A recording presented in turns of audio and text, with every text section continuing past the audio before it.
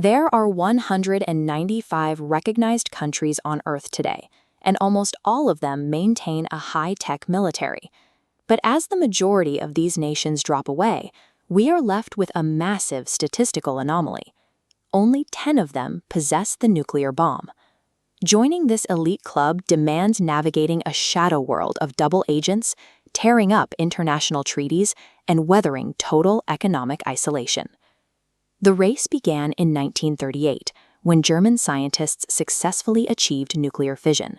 Albert Einstein, recognizing the danger, sent an urgent warning to the United States. This letter became the catalyst for the Manhattan Project. By 1945, the U.S. had successfully tested and used the weapon to end World War II. They intended to lock down the physics, keeping the bomb an exclusive American secret. The American attempt to hoard this technology backfired, triggering a global chain reaction that is still unfolding today. The Soviet Union, a wartime ally, realized the U.S. was hiding its research. To bridge the gap, they infiltrated the Manhattan Project with double agents to steal technical blueprints. In 1949, the Soviets successfully tested their own weapon, shattering the American monopoly and igniting the Cold War. The next breach involved the United Kingdom. After contributing their own research to the Manhattan Project under the Quebec Agreement, the UK was shocked when the US suddenly refused to share the results. Driven by this betrayal, the UK used their own uranium reserves to fast-track independent research, resulting in a successful test by 1952. The early spread of the bomb proved a harsh lesson. In the nuclear age, national security relies on absolute self-reliance. Geopolitical humiliation drove the next wave.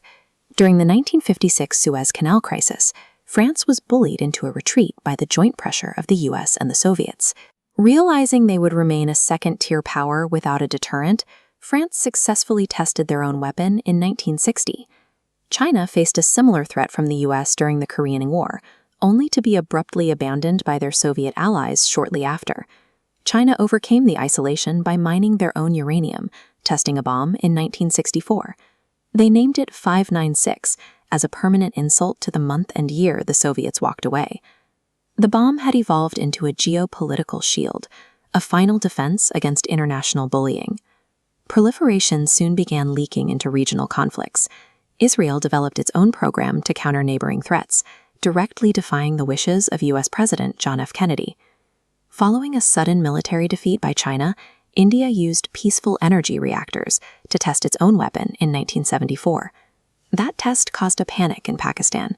Scientist A.Q. Khan stole centrifuge blueprints from a European facility to ensure Pakistan could level the playing field. Isolated by global boycotts, the apartheid-era South African regime leaned on Israel for nuclear assistance to secure its survival. South Africa eventually became a historical anomaly, becoming the first and only nation to voluntarily dismantle its entire arsenal. Rejected by major allies, North Korea built a rogue program to ensure the survival of its leadership.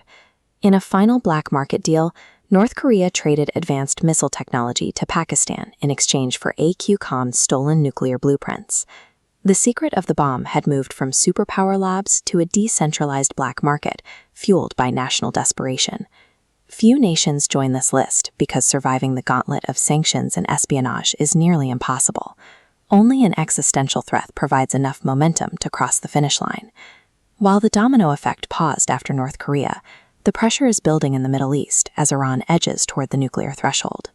If Iran succeeds, the next domino is already waiting. Saudi Arabia has explicitly promised to build its own bomb the moment Iran achieves one. The physics of the bomb are solved. The human fear driving its spread is not. As long as nations remain terrified of their neighbors, the race for the 11th spot will never truly end.